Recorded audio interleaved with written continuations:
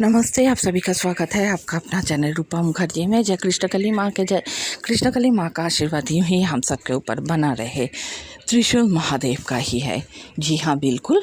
लेकिन त्रिशूल तो माँ पार्वती के हाथ में भी होते हैं और मंगला जी भी एक त्रिशूल लेकर लोगों को भला करते हैं। नहीं नहीं नहीं नहीं, पहले ही मैं बता देती हूँ, दोनों के त्रिशूल के साथ मैं कोई तुलना नहीं कर रही हूँ, कोई कंपैरिजन नहीं है। हम सब जानते हैं देवाधिदेव महादेव का त्रिशूल अगर कोई हाथ लगा सकता है तो वो है देवी पार्वती। लेकिन मंगला जी के पास भी तो एक त्रिशूल है, तो वो त्रिशूल आया कहाँ से है?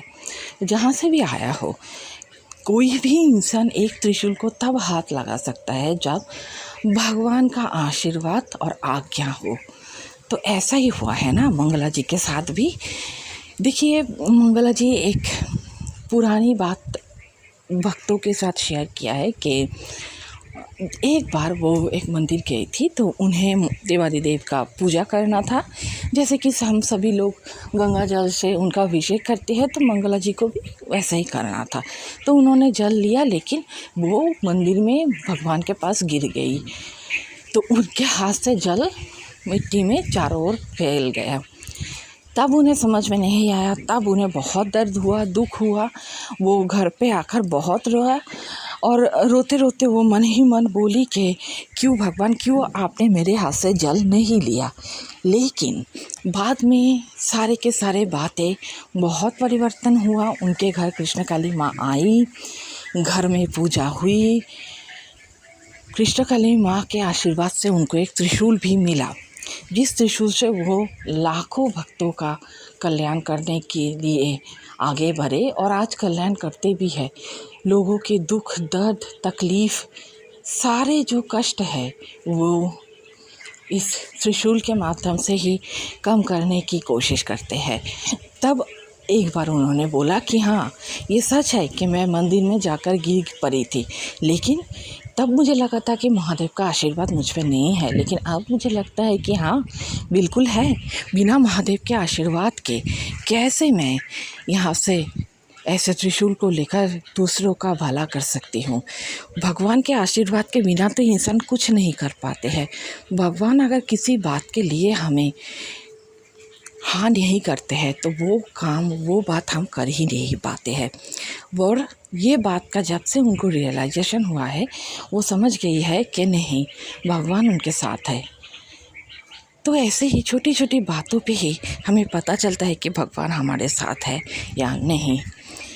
देखिए, ऐसा तो नहीं होता है कि भगवान हमारे साथ नहीं है, पर ये हमारा ही सोच होता है कि कितना अंधेरा है, ऐसे अंधेरे में हम कैसे चल सकते हैं। मैं बाहर के अंधेरे की बात नहीं कर रही हूँ, अंदर के अंधेरे या फिर ज़िंदगी के कालेपन, इन सारे बातों से हमें ऐसा लगता है।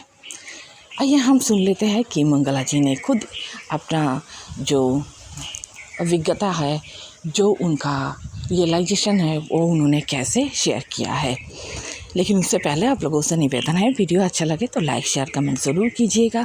चैनल को सब्सक्राइब करके मेरे साथ बने रहिएगा नए नए अपडेट्स पाने के लिए।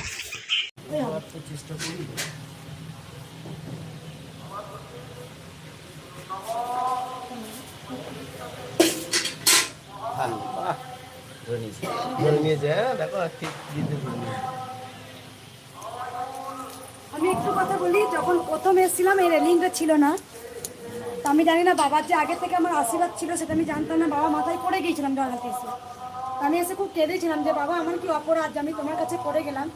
এখন বুঝতে পারি বাবা আমাকে আদর করেছিল, বাবার আশীর্বাদ ছিল। কারণ যে ত্রিশূল আজকে মা আমাকে দিয়েছেন সেই ত্রিশূল কার, দেবাদিদেব মহাদেব।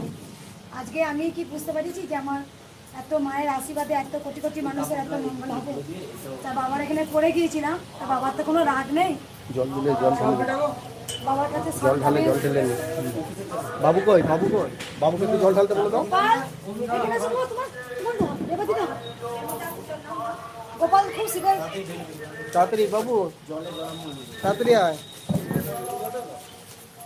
একটু আমার জন্য একটু রাখবেন, একটু একটু করে দিয়ে দিন।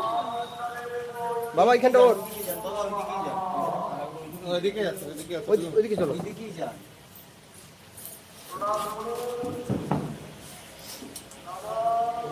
বাবু ওইখানটা ওইখানটা দাদা একটু তুলে ধরুন তো বাবুকে। আমি ধরছি। হ্যাঁ আমাদের তো বাড়ি আছে। আমি আপনাকে